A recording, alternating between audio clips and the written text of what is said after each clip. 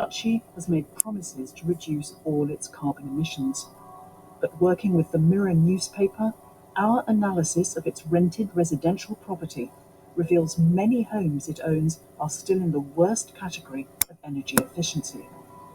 Out of nearly 500 certified homes, we found 14% failed with F or G ratings. Some tenants say they are in fuel poverty and their homes are cold and hard to heat. One sent us photos of mold and watermarks that appear every winter. Hello everyone, thank you for joining me today. So after years of throwing Harry and Meghan to the media, maybe finally the UK royals are getting the boomerang. Let's discuss. So this new report came out that shows that the UK royals are in fact slumlords. We know that these people are not good people and they are only propped up by the UK media, their minions, and royalists. If there was any doubt, when they took away Harry and Meghan's security, leaving them without security with a young child, that should have put any such doubt to rest. We saw how they had treated Princess Diana, all the reports of what happened there.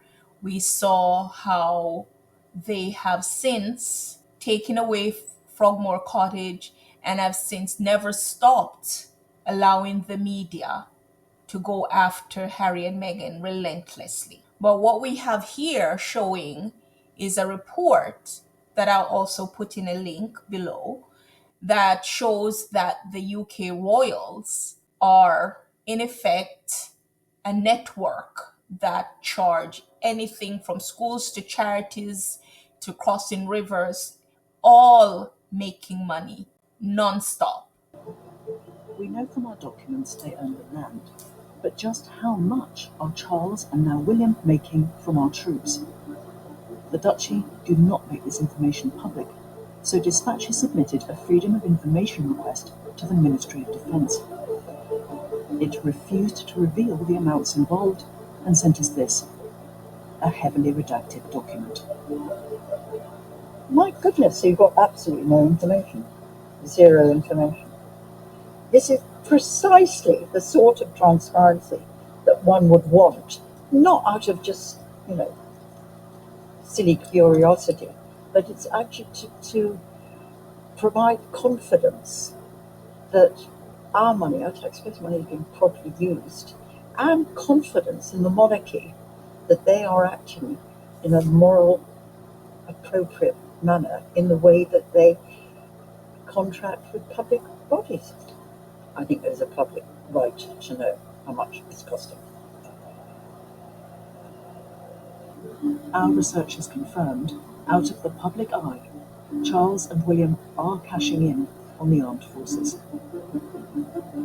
Our research reveals that the Duchy of Cornwall has charged the Navy over £1 million since 2004 to allow it to build and use jetties, and to more warships, some of them at the very naval college where both men trained. The taxpayer has also funded a new oil storage jetty at Tor Point for the Navy to refuel. The income to the Duchy, £10,000 a year for the next 120 years.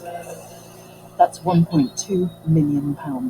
They are also having tenants that are afraid to speak up even when they're living in unlivable conditions. This is egregious, especially when we see William on television talking about homelessness. And he's sitting around these tables with people in suits talking about his desire to fix homelessness. We see the UK royals let loose the media wolves to go after Harry and Meghan when they're doing things that actually help people. This news report that came out where Harry is there briefing the UN, and we have seen how many Invictus families that have come out and say how these games have saved their lives. We have seen Harry and Meghan set up the Parent Network, their whole foundation, the Archwell Foundation is geared to helping people all across the world, all across societies, while the UK royals that have billions at their fingertips, that have connections that go back through families and centuries, do nothing but garner more wealth for themselves, while people that are actually paying them to live on their properties are not even living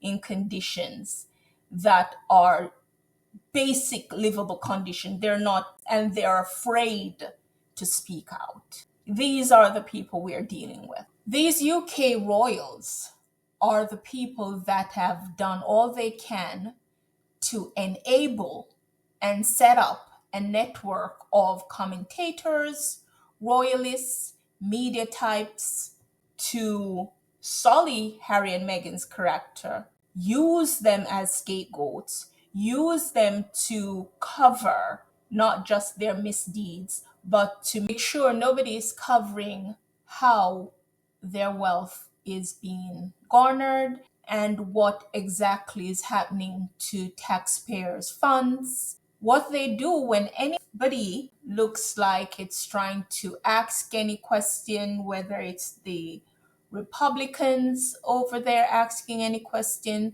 they unleash their minions to write stories about them taking away Prince Andrew's $1 million allowance, the same Prince Andrew that has allegations about him. And he's still living on the property under the full protection of the royals. And the other line that they allow their minions to use often is the king's desire to see his grandchildren.